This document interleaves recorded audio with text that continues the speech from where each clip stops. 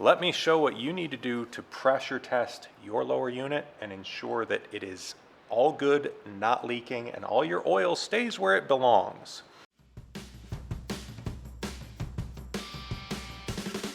If you're changing your lower unit oil or servicing your water impeller, you can do it off the boat like I am. It gives me a little bit better angles and stuff to film and show you what you need to do. But you can also do the same test on the boat as long as your boat is out of the water on a trailer somewhere where you can get next to it like this and work on it. So what we're going to be doing is taking out one of the drain plugs. On this Suzuki, there are 3 plugs, one labeled oil here, one labeled oil level here, and our drain down here on the bottom. Now this one specifically, I like to use this oil level plug because the oil one, the very top one, the threads don't go deep enough to get my adapter all the way in, and the drain plug, if you're testing this just for the sake of testing it, you're going to lose a bunch of oil doing it that way. So if you put your adapter in the oil level port, you can pressure test it, look for oil leaks. This specific lower unit has no oil in it. This is completely drained, so we wouldn't have to worry about that and could test it through the drain plug port. But for the sake of consistency here, we're going to use this oil level plug because then you're safe to do this no matter if you've got it full of oil or not. So our first step is a little manual impact screwdriver like this. I love these things for these drain plugs. They have a nice wide flat head that fits in there good, and a little like 3-pound maul here. These things are awesome. My favorite hammer. We're going to take this, get this screwdriver in here, hold a little bit of turning pressure on it, not too much, and then just smack it like that, and it will typically break those loose. Our next step is going to be take our pressure tester. I'm just going to show you with this one and thread it into our port that we just removed that plug from. And we just thread that all the way in until the little O-ring seats up against the case. Then we can take our bike pump, hook it to here, and we are going to pressurize this up to around 10 psi. So we don't want to go much above 10.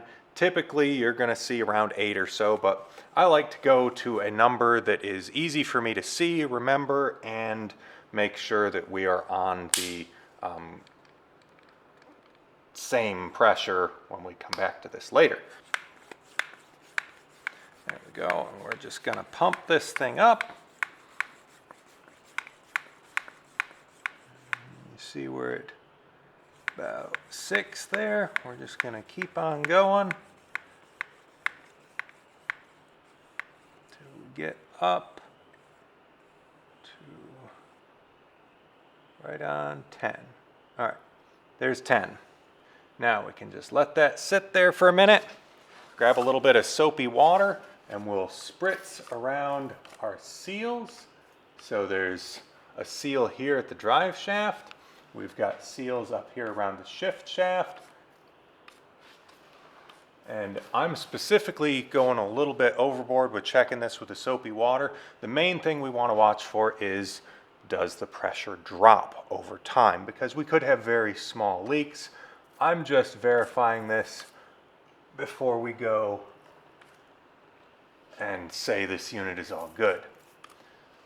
We've got seals back here around the prop shaft, as well as up in the carrier where the reverse gear sits.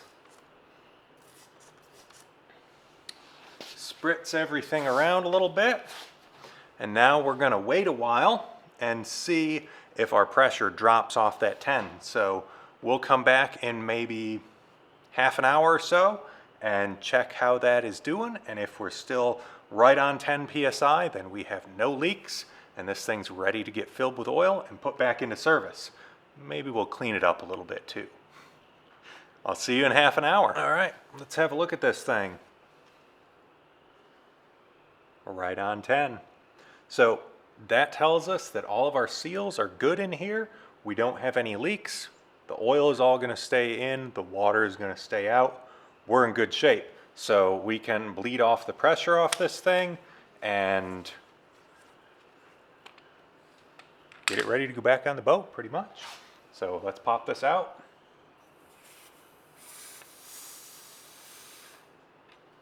There we go. That's our pressure test complete. So that's all there is for today. Thanks for watching.